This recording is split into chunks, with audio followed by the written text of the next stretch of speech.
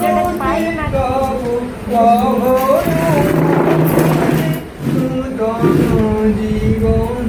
দাও আমার সাধুইতে প্রভু তব মঙ্গল কাজে অনেক হইতে একের ডোরে আমার সাধু হইতে প্রভু তব মঙ্গল কাজে অনেক হইতে কেরোডোরে সুখ দুঃখ হতে শান্তি ক্রোড়ে অনেক হইতে একেরোডোরে সুখ দুঃখ হতে শান্তি ক্রোড়ে আমা হতে নাথ তোমাতে মোরে নূতন জীবন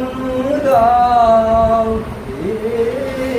ভয় ভূতি তবু অভয় মাঝে নূতন জীবন দাও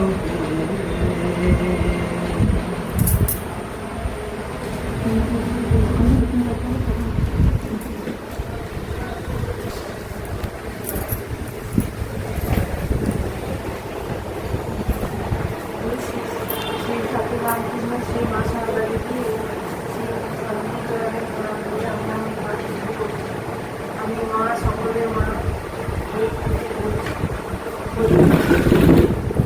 প্রথম বিশ্বযুদ্ধের 1914 থেকে 18 সময় অন্নবস্ত্রের কষ্ট তীব্র হয়ে উঠল।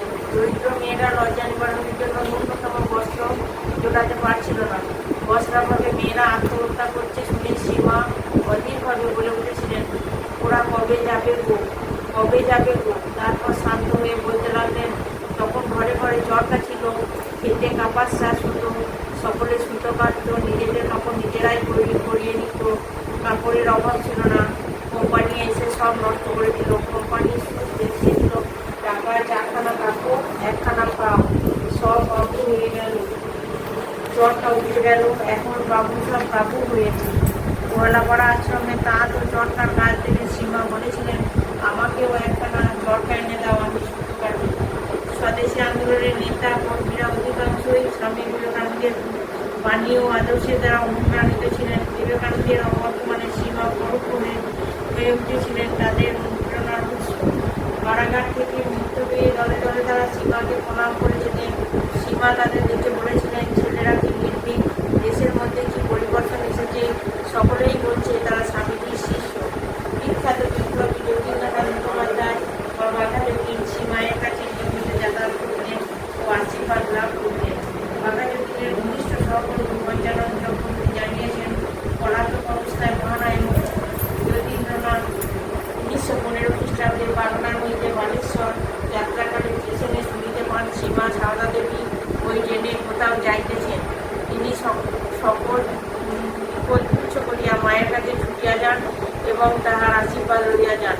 বাঘাযতীনের মৃত্যু হয়েছিল 1915 খ্রিস্টাব্দের 10ই সেপ্টেম্বর। সম্ভবত এইটির সঙ্গেই তার সীমার শেষ দেখা। 1916 খ্রিস্টাব্দে পশ্চিমবঙ্গের প্রাক্তন মুখ্যমন্ত্রী ও গান্ধীবাদী নেতা ডক্টর গোকুলচন্দ্র ঘোষ সীমাকে দর্শন করেন।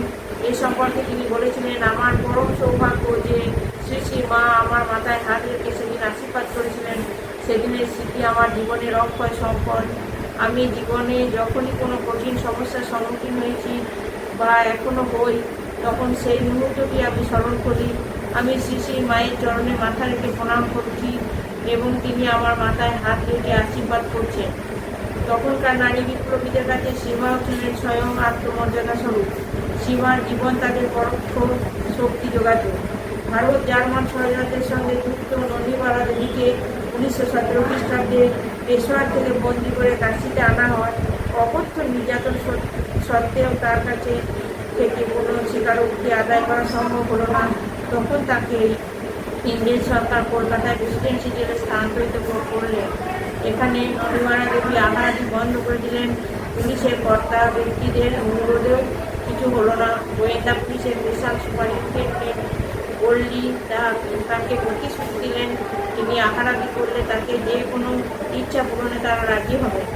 ননিমারা দেবী বললেন, আমাকে বাগবাজারে রামকৃষ্ণ পরমহংসদেবের স্ত্রীর কাছে রেখে দিন, তাহলে খাবো। গোল্ডি বললেন, আপনি দরখাস্ত লিখে দিন। ননিমারা দেবী তৎক্ষণাৎ দরখাস্ত লিখে দিলেন। গোল্ডি সেটা নিয়ে ছিঁড়ে দলা পাকিয়ে ছেঁড়া কাগজের টুকরিতে ফেলে দিলেন। আহত সিংহীর মতো ননিমারা দেবী সঙ্গে সঙ্গে প্রচণ্ড এক জ্বর বসিয়ে দিলেন গোল্ডি মুখে। দেশপ্রেমের নামে অনর্থক আবেগকে তিনি পছন্দ করতেন না। কোনো এক ভক্তকে বলেছিলেন, দেখো, বন্দে মাতরম করে মুজুর করে বেরিয়েও না, তাঁত করো, কাপড় তৈরি করো। আমার ইচ্ছা হয় আমি একটা চরকা পেলে সুতো কাটি। তবু স্বদেশী করে কি হবে? আমাদের যা কিছু সবার মূল ঠাকুর, তিনি আদর্শ।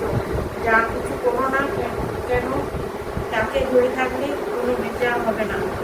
এর উত্তরে গোয়ালপাড়া মাঠের অধ্যক্ষ স্বামী বিশালানন্দ বললেন, মা স্বামীজি তা দেশের কাজ করতে খুব করেছেন এবং দেশের যুবকদের উৎসাহিত করে নিষ্কাম কর্মের গঠন করেছেন। তিনি আজ বেঁচে থাকতে কত কাজই না দেশের মতো। এর কথা শুনে মা বললেন, ও বাবা নরেন, আমার আজ থাকলে কোম্পানি ইংরেজ সরকার কি আজ তাকে ছেড়ে দিত? জেলে পুরে